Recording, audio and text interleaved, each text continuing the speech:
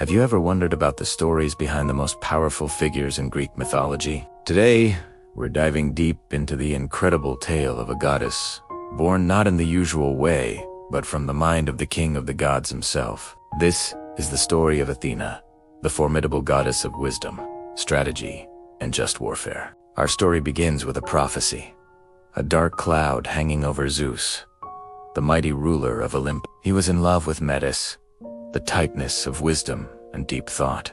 But a prophecy from Gaia and Uranus foretold a grim fate. If Metis were to bear him a son, that son would one day overthrow him, just as Zeus had overthrown his own father, Cronus. Fear, a powerful motivator even for gods, gripped Zeus. He couldn't risk losing his throne. So, in a move that was both cunning and cruel, he tricked Metis and swallowed her whole. He believed he had absorbed her wisdom and, more importantly, averted the prophecy forever. But fate, as you know, has a funny way of working itself out. For a time, everything seemed normal on Mount Olympus.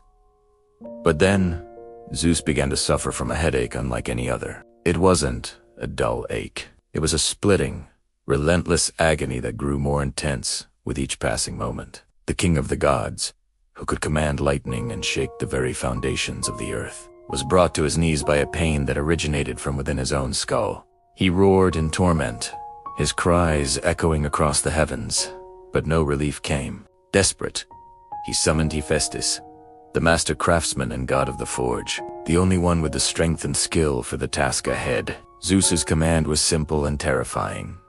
Split my head open. Hephaestus, though initially hesitant to strike his own father, understood the gravity of the situation. He lifted his mighty bronze axe, a tool capable of shaping mountains, and with a single, precise blow, he struck Zeus's forehead. What happened next stunned the assembled gods into silence. From the gash in Zeus's skull, there was no blood, no gruesome sight. Instead, a brilliant light erupted, and from it emerged a figure, fully grown and utterly magnificent. It was Athena. She leaped out, not as a helpless infant, but as a warrior in her prime. She was clad in shimmering golden armor, a spear clutched firmly in one hand and a shield in the other. She let out a powerful war cry that resonated throughout the cosmos, a declaration of her arrival and her power. The world trembled, the seas churned, and even the sun god Helios halted his chariot in the sky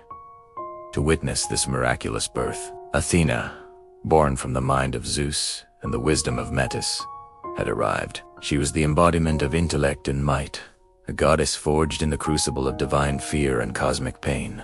From that moment on, Athena was revered as one of the most powerful and respected deities on Olympus. She was the goddess of wisdom, but not the passive, quiet kind. Hers was a practical, strategic wisdom applied to every aspect of life. She was the master of strategy, the brilliant mind behind every well-laid plan, whether on the battlefield or in the halls of justice. This is what sets her apart. While Ares, the god of war, reveled in bloodshed, chaos, and the frenzy of battle, Athena represented something entirely different. She was the goddess of just warfare. She presided over conflicts fought for a righteous cause, for the defense of the innocent, for the protection of civilization against barbarism. Athena never fought out of bloodlust or rage.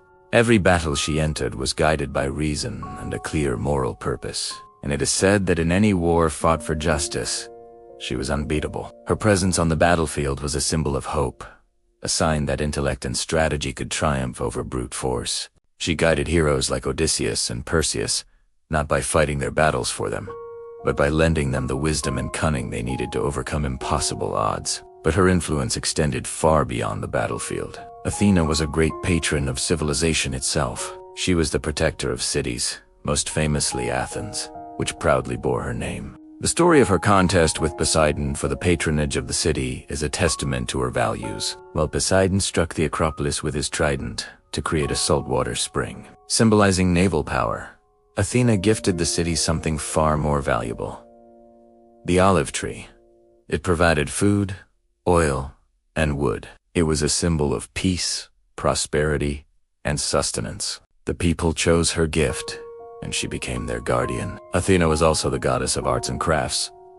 the Titan of the ancient Greeks. She guided the hands of potters, weavers, and shipbuilders. The magnificent Parthenon, her temple on the Athenian Acropolis, was a masterpiece of architecture and sculpture built in her honor. She represented human ingenuity, the spark of creativity, and the intelligence required to build, create, and improve the world. She was the divine force behind every thoughtful invention and every beautiful creation. She was the patron of heroes, but also of the everyday artisan. In essence, Athena represents one of the most powerful ideas in human history: the triumph of reason over chaos. She is the calm, rational mind in the face of panic and disorder. She is the strategic plan that leads to victory, the clever solution to a difficult problem, and the artistic skill that brings beauty into the world. Her birth from Zeus's head is a powerful metaphor for the birth of an idea, of fully formed concept emerging from the mind. She shows us that true strength lies not just in physical power,